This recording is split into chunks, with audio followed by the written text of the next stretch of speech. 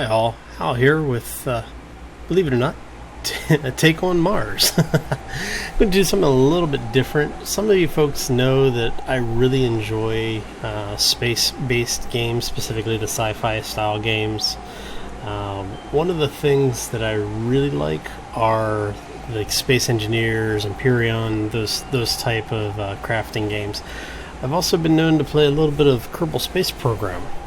And that's actually what got me interested into this game. It's based on real-world technology where, basically the race for Mars. And there's multiplayer, there's campaign mode, which is what you're looking at here. What you're actually seeing is the Mars 3, the Russian Mars 3 lander. Hence everything being in Russian. So what we're doing is we're actually deploying the lander. We're waiting for it to launch, and we're down. Okay. So our lander is actually taking its first steps on Martian soil.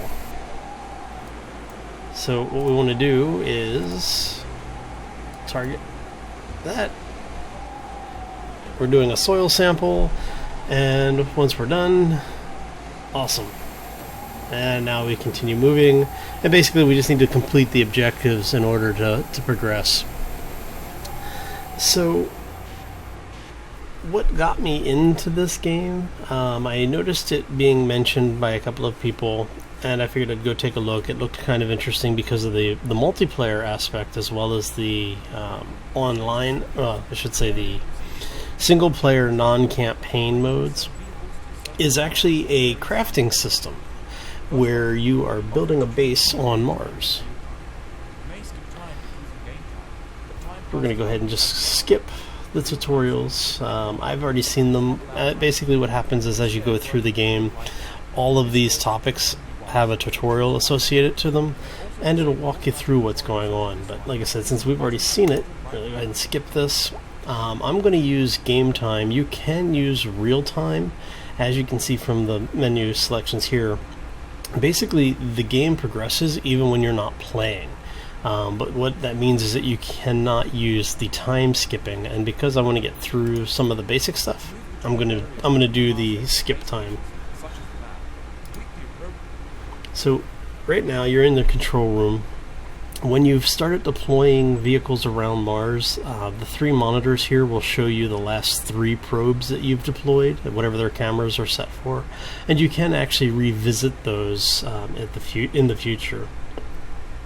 So as you can see in the top left corner, you have your skip time, and which has your clock and your calendar on it.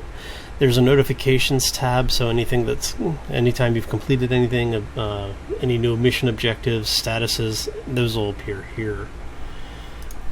The objectives tell you what's currently available for missions, and each of the missions that you will see have requirements. The first 2 have no additional requirements, meaning that I can take whatever probes I have available and complete these mission objectives. When you start getting into some of the other missions, such as climate, they'll have requirements for either equipment or types of probes to be unlocked, and they'll contain some of the information about. They'll give you a hint on what some of the mission objectives are going to be. And as you can see, it is actually a rather comprehensive amount of missions. They deal with all sorts of content. So probably the most important area is going to be your tech tree. As you can see here, we have robotics and engineering. There's optics and electronics, software and communications, chemistry and geology, and then physics, thermodynamics. Each of these unlock new technology, obviously, but what you can do is over here on the quick menus, if there's a specific technology you want to unlock, let's say the monitoring station, you'll get these blue icons, or this blue lines down at the bottom, and what that allows you to do is to see exactly what technology you need to research to unlock that device. And that's going to come into play a little bit later. Like I said, as you go through the missions, you will need new technology to complete further objectives, and this is how you can find out what you need to research. All of these have a cost associated to it as well as a research time. This is real time, which is why I'm using the ability to skip the time, because I think the shortest one is like an hour and a half real time. Maybe it might actually be 2 hours. That's 4 hours.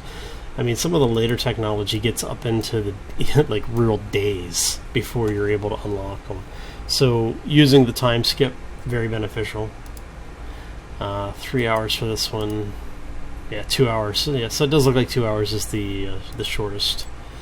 Alright, well, since I don't need to unlock any technology, let's go here. So what you're looking at is the map of Mars. We're going to close this. And as you pan around Mars, you'll see where some of you have different mission objectives, and as you, or different points of interest, I should say. And as you mouse over them, you'll get a list of how many vehicles you've deployed to that location and how many missions still remain. As you can see, there's no missions here for orbit because I don't have any of the technology that would be necessary to be used on those missions. There are 4 missions here in Victoria Crater.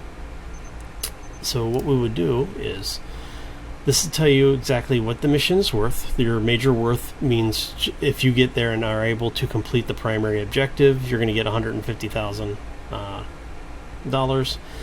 There are secondaries, secondary missions. Let's get into missions details. So if you just explore, basically you land within that orange ring, you'll get $10,000 additional dollars. And on later missions, you'll have things where you have to do soil samples or environmental studies, maybe even being there during, say, like a radiation or weather or some form of on-planet weather monitoring. And all of these things are goals that you need to find specific technology or research specific technology to achieve. Moving down to the vehicle section, these are the basic probes. Without researching anything or building anything, you start with just the new probe. As you can see, I've got a couple of additional probes that I've built. What all you would really do to launch this is to select your destination, select your probe. You can construct if you don't have one already built. I have one built, so we're going to launch. It'll bring you to the launch selection. You can zoom in, and you will want to do this because when you left click, it will reset your targeting. I am trying to land as close as possible to that spot. Use your right mouse button to click and hold to pan around. If you've got a scroll wheel, you use your scroll wheel to zoom in. Once you've selected your target, launch your ship. And each of the probes have a cost associated to them, and you could see it in that prep screen. This one was $52,000 to launch. And what will happen is you pay that up front when you launch, and that's why you want to make sure you have the technology to achieve your objectives, because you're going to need it for the money. So as we approach on Mars, it looks like we are on the day side. That's a good thing. There are some camera views that you can change. There's even a night. Oh, looks like I hit my target. And then you also have not just the normal video, but you can switch it to camera. And what this will do is there are objectives for photographing some of the zones as well. So based on what you are doing, you may need to be taking actual photos as well. Because this one has no mobility, it is just a dumb probe. It is just a frame with a camera, basically. There's nothing you can do as far as movement is concerned. If you know the commands, you can actually do manual commands. So when you have a lander or a rover on planet, you would be able to give it a command sequence. And what that'll allow you to do is when you know the commands, you could actually program the rovers to do specific tasks, like maybe go forward 50 meters, turn right, 45 degrees, progress another 50 meters, and come to a stop, and deploy a soil sample probe or something like that, which is much later gameplay will come into effect, because what will happen is you'll end up with multiple vehicles on the planet, and you'll need to be doing things pretty much simultaneously. So what this allows you to do is to program all of those actions and let them run while you're manually doing something else. Since we've completed all the mission objectives for this launch, though, we're going to go ahead and disconnect from the probe, and that takes us back to mission control. So as you can see, our budget has increased fairly significantly. We've gone up like 110,000 over what we had. We've completed one of our missions, and we have a little bit of money to spend. So let's go to the lab. And yes, you can play Grav-on. No, we're not going to do so.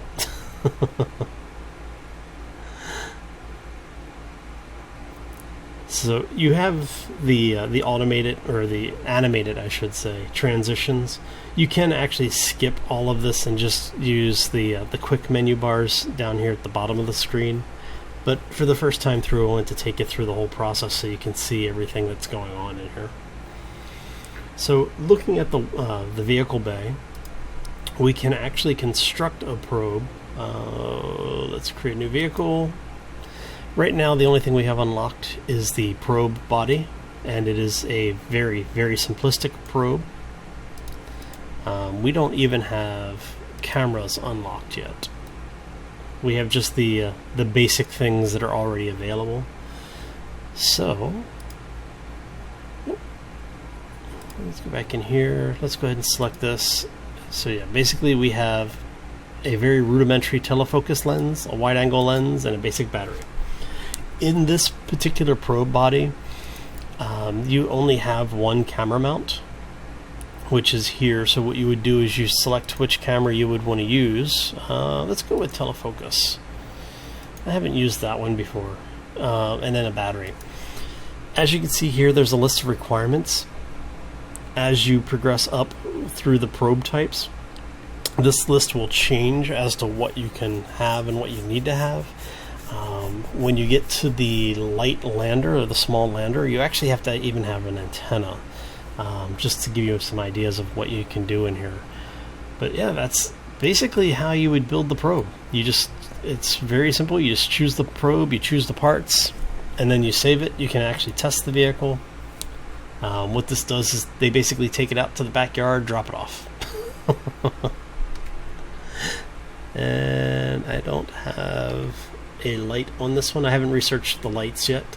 So, and as you can see, just pan through the camera selections. And that's pretty much it as far as that process is concerned. And once again, when you're done, you can just select the return to the lab. And that brings you back here. So yeah, that is the basic stuff. What we're going to do here really quick is I'm going to grab, let's go, I don't know, what do we want to,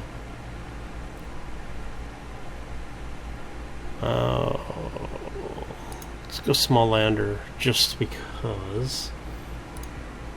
So we're going to research this. So as you can see, that's counting down. It's a 5-hour research time. We need the internal electronics, which is a 4.5 hour. And these are all concurrent, so they would finish around the same time. And ceramics. And as you can see, this gets expensive very, very quickly. Okay, so that gives us that. We want the soil probe. Since we're here, we'll go ahead and grab all of this. And what we'll need to do is, as you can see, because we're running out of resources very quickly, we will need to go do a lot more of the lander missions, just so that we can build our stockpile of cash back up again. Okay, so we've done that. We're going to go ahead and skip ahead 6 hours because that will complete all of our research. And now for the time dilation effect. And reality snaps back. Okay. So as you can see, we've completed all of our research. And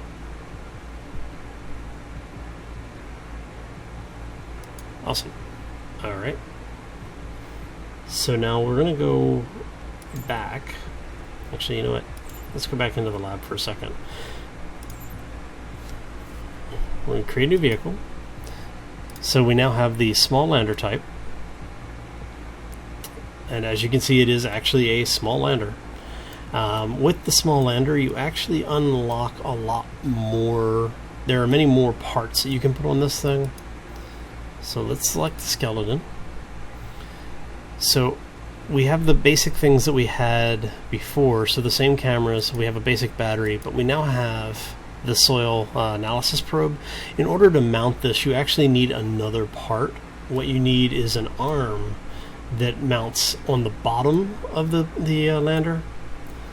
And what that does is that gives you a place to attach the probe. So when your lander is settled on the ground, you can actually extend the arm straight down into the ground so that the probe can do its analysis. And we have basic batteries. So, and yeah, basically you just do the same thing. If you wanted to put another battery on there, you choose the area that you want. It turns red telling you have something there. If you have multiple batteries available, you can swap them in and out as you want, as long as you have enough money to build it. So what you're doing is you're just building a blueprint, and when you go to the mission screen to choose which lander you're using, that's when you'll actually pay the fee for the probe that you've built. So yeah. Thank you all for stopping in today. I will probably be doing a few more of these on and off. This is just kind of one of those side games. As you saw, it's not a whole lot to it as far as action is concerned, but I do want to come back and show you some of the crafting aspects, not just the probe and lander building, but the actual, when you are on Mars, you can actually build things there, and I'd like to show you some of that gameplay as well, and that'll probably be the next episode or two. So yeah, until next time, thank you all for stopping in. If you enjoyed this, make sure you hit that like button. If you want to see more, hit subscribe. And if you have any questions or comments, or even just want to talk about the game itself, make sure you leave those comments in the section below. As always, take care and be safe out there.